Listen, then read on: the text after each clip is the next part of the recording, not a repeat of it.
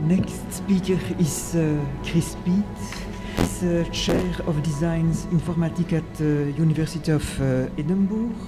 His research focuses on network society, digital art and technology, the Internet of Things. And now he will be speaking about bodystorming the blockchain. Great. Thanks. Okay. So I'm Chris. I was up at 4 in the morning. I've peaked. I think I peaked about 2 hours ago. So I'm going to work through this. I have to either suffer or cope. And we'll see if any proof of knowledge was transferred. So we don't work per se. I lead a design center which works with students and clients across with designers. And we've been looking and working and trying to translate blockchain, as it were, and perhaps Bitcoin-related practices. Because I think as designers, it's in the things, it's in the doing of something that we understand it. And I think you've done money for years, and you understand it. You understand what it does in your pocket. You understand it implicitly. In fact, you could be UK, and you could use sterling without thinking twice. But when you want to start using Bitcoins or thinking through the blockchain, it ends up being abstracted. It becomes quite ineffable, actually, to deal with the things that it might affect in terms of practices. So I use such things such as this, which remind us of the ledgers that operate through cities, and there's lots of ledgers. This is Hagerstrand from the 70s, human geographer, who used space, you can see space in the map, and temporality at the side, to begin to start asking questions of how we document through data social practices. And since, of course, I'm in Brussels, I did want to use 2 days and 1 night, the Dardenne brothers movie, which I think offers, if you've seen it, is an extremely rich model of what you might begin to describe as a cognitive ledger. Let some of the slides just play out. The movie particularly centres on Sandra. Sandra's on there in the frame, and she just on Friday night, she's just found out boss has carried out a vote, and he runs a small solar panel auction somewhere in Belgium, and it's decided by the team that we need to make some cuts. Now, either we let Sandra go, and by letting Sandra go, everybody gets a €1,000 bonus, or do they Sandra and we don't take the bonus at all? So the 2 days and 1 night is really a cog ledger, because you spend 2 days, 1 night, as Sandra goes through every single of the community, the 15 workers, who on Friday night, in a secret voted to get rid of her. So what happens as a member of the audience? You become a ledger, because some of the people she meets, they persuade her, look, I just need the money. My husband's running 2 jobs, I've got extra babies, or whatever, that the values that are contested across the community of workers then get played out in literally a ledger that you and I remember and recall, begin to has an ultimatum at the end of the movie that you'd find out whether values transcend that of the workforce. But of course, there's lots of complications, touches of violence, there's touches of all the dark and the grey that our previous speaker talked about. That as the legends played out through practice and the body, we begin to understand what matters. And it's in the matter of money and the matter of payment, the matter of transactions, that I'm going to extend the talk. And I've got too many slides now, and the transitions are too slow. What's fascinating is that you begin to see lots of clues in the slides. You find her drinking mineral water from bottles, and you sites and spaces of social values, really complex and played out. And here we end it, and I won't release the punchline, and I'll let you watch it. It was a fantastic move, and it's really a criticality that the designers wanted to explore as we entered this conversation around manifest Bitcoin practices and how you talk about them. So, and of course, we know that the emerging uses are incredibly rich. This is a couple of years old now, but it's up to 9 here on this particular website, and you're beginning to understand that as you do trust a platform, people will trade anything. If you trust the platform, people begin realizing they can do precisely what they want, possibly nuclear launch codes. So we began to do things to start exploring how do you help us practice. The first thing is the BlockChain Toolkit, where we very simply use Lego and we use a trading game, if you like. It takes a feel of a game. in which we begin to start trading commodities. And we use paper evidence of that. And all they do is very simply, in the first phase, people will trade commodities, but what Joe is doing there is writing down the transaction onto the block. So he's inscribing it with his identity, somebody else's identity, and once he's placed the transaction on, he then gets returned another block to then operate as a token. And it goes through in phase. The second phase, we then begin to change the value of the commodity. So they used to be one-on-one. You had a sheep, it was worth some oil, and the oil was worth some. In the second phase, we changed the game. There's been a sheep drought, and suddenly it opens up capital. People start chasing the resources that they haven't got, or really selling out resources they've got too much of. By the third phase, we ask everybody to tear resources and let them go. And there's a kind of utter sense of, but you've normalized. You've normalized it through habits such as monopoly and gaming that we've been used to. What do we trade in? But what's been happening, by the time you've got the third block, and there's a plateau in there each as we seal them, as the miners are performing certain transactions, mining in the background, by that they've normalized as well that the evidence of writing down in the ledger constitutes the transaction. And just as our previous speaker said, that it's not in the writing contract, it's in the action. And when the action then becomes embodied, people suddenly start trading. And through this little model, we found that people and the students, bankers, other people, have begun to really start ideating through what this thing can do, what matters and what doesn't matter, that we begin to start seeing as evidence models. So from kidnapping, why not use a blockchain? Makes precise sense because you can associate geofence links entirely inscribe them into the coin. I don't know why I'm not getting on a train that ticket price doesn't change in value because the ledger of the train station, and the trains are always like, hey, why isn't that correlated against the lateness or the earliness to the price? The last one, we didn't run one this week, and logging dick pics is a opportunity through which we could begin to start managing gender politics. What was really interesting is what you and I do through this process. What we particularly find is that when we release third phase and we tear up commodities and you trust the platform, the first thing you notice is people automatically say, oh, well, I better find a commodity to hang on to. So people start taking, for example, they start taking pens. If you own the pens in the room, not anybody else can write down the transactions. So suddenly someone thought, I can own this value space. I can own the economy by taking the pens out. But slowly people, yeah, fuck you. It doesn't actually help the game at all. It doesn't help any of us in the room in sharing. So you then begin to see other things being traded. So from goods through to services. This particular example, slightly disturbing introduction of people, the kiss and the massage, though begin to trade people was another secondary thing that we do. But slowly as you move through, what we find is that as people overcame the desire to own the market with commodities, they moved to services, in the end through to common funds. And in the end, this particular group moved towards social practice, which outstripped the idea that they need to be commodified and ownership inscribed. So out of this particular methodology then, which we then release, we then wanted to start stepping into what does it do? What do people do when you design with this technology? So through Design in the City earlier in April, we ran the workshop, but this time we released a practical platform. This is Geocoin. It's a very, very simple application, but it allowed us using Electrum to throw bitcoins into the city of Amsterdam. So I don't know, Amsterdam, this is the knowledge area. The black dots, so this is a live web app that's using your locations. The black dots are lumps of Bitcoin. And just like Pac-Man, if you run into them, your wallet will flip, the unconfirmed will go up, and need 10 minutes, of course, to be confirmed. So the black ones are actual Bitcoins lying around. The reds are taxation spaces. So if you stay there for too long, it will just slice a little bit off you according to the time that you spend in that zone. So the best ones to run black ones. But the green ones are fountains as well. So if you stand in a fountain, it won't be as much black one, but you can begin to receive income.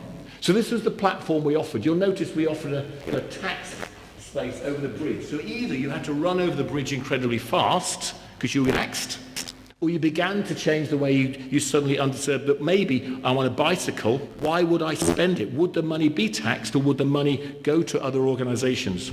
So it meant that we started to see people body storm some of these practices. So this is about to go and get one of those black lumps of cash. One of the groups that, so from these experiences, we really began to find that people understood things. The first thing people noticed is it tends to move from unconfirmed to confirmed is a very long time in social practice. You go to a coffee shop and wait for a transaction to be confirmed. Unless you pay for hires, 10 minutes is an awfully long time. Now, having said that, you can play a whole bunch of other and you move time and space around. So we introduced to the group and then we asked them to ideate from both the conceptual into what had happened with the body. And we had two returns. The first one was called Civic Blocks, which is a bunch of urban designers who really understand what the implications were for participatory budgeting and voting. So I won't play their video, but I will play this one. So overnight, my team then modeled what these propositions were, and you begin to see it here. So if this works, is it going to play? So what's happening here is it going to go? Ooh, why won't it go?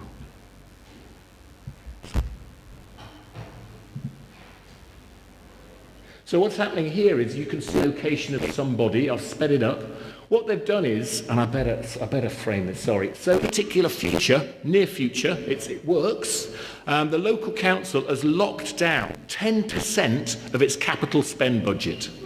So the money that's spent on potholes, swings, playgrounds, that's locked down and it's been put into a complementary currency, in this case Bitcoin, and it's locked in. The government can't take it out and the public can't spend it out either. What they've done is they've allocated a fraction, all of that, let's say 70 million pounds, maybe 700 million pounds, to the community of a city.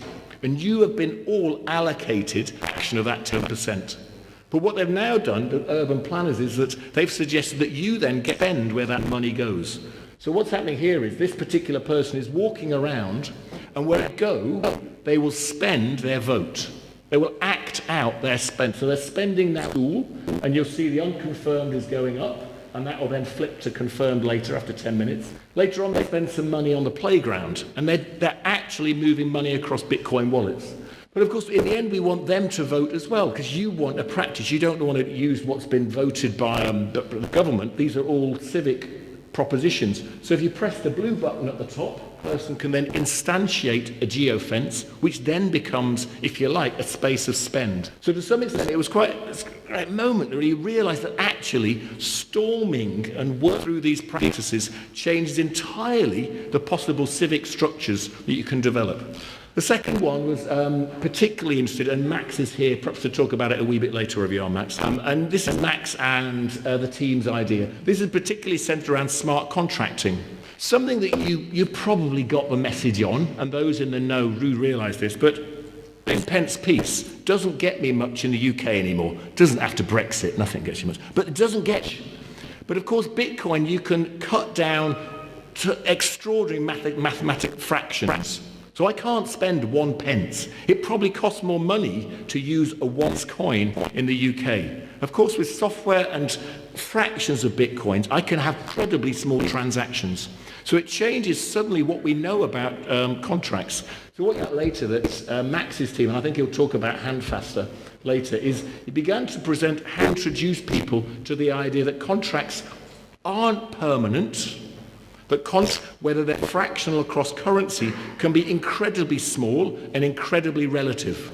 So the team developed a proposition that actually it's a way of beginning to enter the public is to talk about weddings. You've known weddings as a contract, very familiar like money, but in theory they don't end. Of course they end. They end in your death or your partner's death. Let's get over it. So maybe one way of beginning to visit this is let's talk about marriages and sham marriages or arranged marriages, and marriages that have contracts but have, of course, values connected to them. So after what Max's team did, we then used their application and then built a marriage application in the middle of the Edinburgh. So here you come, two people arrive, and you use the two they're actually iPhones connected to the loop. People do is they enter a contract for a period of time. In this instance, it's simply 5 minutes. What really happens, which is very, very interesting, is that people join the contract and their two wallets for that period come conjoined. So if I want to buy a car with this chap here, I don't know him, I don't know how to trust this guy at all, but I know we need a car. So what actually happens in this instance is the two wallets will only be able to spend if the people are together. So as long as we go to the shops together later, we can do the spend. I can spend joint account. If you go on your own, you can't spend from the joint account. So what was really clever about this, they managed to find a way of applying very simple rules about partnership, but they managed to do it in a way that allowed people to understand the limitations or the possibility of designing outside Eastern Christian models that say you should be married forever. And we had a whole bunch of, so you would get a marriage certificate coming from this particular one, you would take home, and we developed the ledger as these things then pushed through to using the blockchain. And you had a whole bunch of wonderful epiphanies when people realized that if you trust the platform, you can transact anything across it. Relationships, trust, whatever you want to do.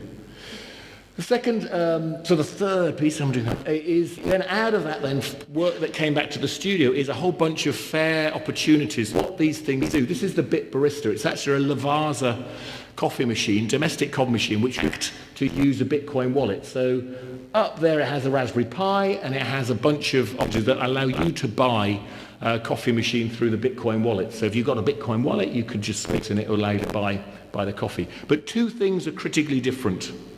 One, that we allow to know, and we allow the machine to know how it stays in the world by buying different types of coffee. So the first thing you get to choose is what coffee would you like? Or really, what coffee would you like it to be next? And it looks online at the various coffee prices, and it offers you 4 moral dilemmas. You can have it fast and quick and great. You can have it cheap as chips. You can have socially equitable, or you can have it ecologically equitable. And you have to make that decision. So you then are implicated in not just the financial chain, the blockchain, but you're implicated in what that thing does next in the social chain. The second thing it does, spots you, it gets to know you and your wallet. If it likes you and it trusts that you keep coming back, it starts offering you discounts. And it will say, look, I'll offer you a little bit less if you could just put beans in the top of me. If you wouldn't mind rinsing me out, I'll give you 2 free coffees. And based on the relationship it trusts with you, if you trust it, because you keep coming back to it, it will try and stay in the world longer. If you just want a quick and dirty coffee, it doesn't mind, it will take your money and run. So we begin to understand particularly how these smart contracts are embodied in practices and start to change local economies like offices. I suppose to finish then, and I think this speaks to Eve's question earlier, is what does money want to be? What do you want money to become? You're habitually entirely tied to certain representations of value. You and I have the opportunity as communities to entirely transform these assumptions that you've been used to as a child all the way through to what you're going to do tonight and today. The question for you, and I'll show you the last piece of work, is if you or we can change the representation of value, if we can do that, if that's what this platform does it change values that we can represent? Because that's the critical opportunity. That's what we're beginning to do through the Lego, that you suddenly realize it's not embodied in the representation of the coin or the dollar, or, I mean, for heaven's sake, these things drive me up the wall. It's a fucking joke of a credit card. The missed opportunity with a live visualization of transactions. It's taken, I mean, for heaven's sake. Anyway, so I rant about this kind of skeuomorphism which Apple have returned. So the last piece of work I want to offer you is that this is money. This very coin here has characteristics of value transaction, both worth value, function, and also social transaction. And this we presented last week at Dutch Design Week, and we printed 100 coffee cups. Each one's got an N tag. We've got a hole for an RFID in the bottom as well. And we printed, and we hired a really exotic barista, really great barista. Now the Saints had an institutional coffee supply, but it was pretty turgid stuff. But you don't really question free, do you? You just seem to take it. So we hired a barista, and what we did is one of these cups is linked to a web interface, incredibly simple this. You might find it too simple to blockchain. But each coffee cup has an account, and it can simply be on, off, and the coffee barista simply checks the amount and the account. Is this cup work? Does it work? Has it got credit? Yes, it has. I can put things in it. No, it's credit. So in the same space, we had a large screen which was connected to a local server, which simply when people could turn on their coffee machines. The coffee cups. All the coffee cups are off. They don't work. How can a coffee cup not work? It doesn't work. You take it to the coffee man, the contract says it's broken. It doesn't work. So they make things work, and you tap it onto this object here and it goes red. His won't work. The only way he makes it work, is by finding somebody else who wants a cup of coffee. And as long as 2 people arrive, then your reds will flip to greens. Both of them will be charged ready to go to the wall. And at that point, and the server, both cut green. And at that point, you can go straight over to the coffee man. And if it's red, that's red. It's a bad JPEG. Can't get anything. But if the people have been talking, they get the green and the coffee. And what was astonishing was it's incredibly simple, but I don't think we could there because designers are treated in the same way that money is handled. We're hired and fired to add value. But by engaging designers in little complex economies, shift the question of where value is, and across use value and eco value, you begin to open up different practices. What was great was no one said, how do I buy coffee? No one talked about purchasing, buying, paying for the coffee. They just took an incredibly simple practice, such as talking to each other. And in doing so, they changed, I think, the representation of value. And it began to reconcile the gap between value and values, which I think today's seminar is trying to do. Thanks very much.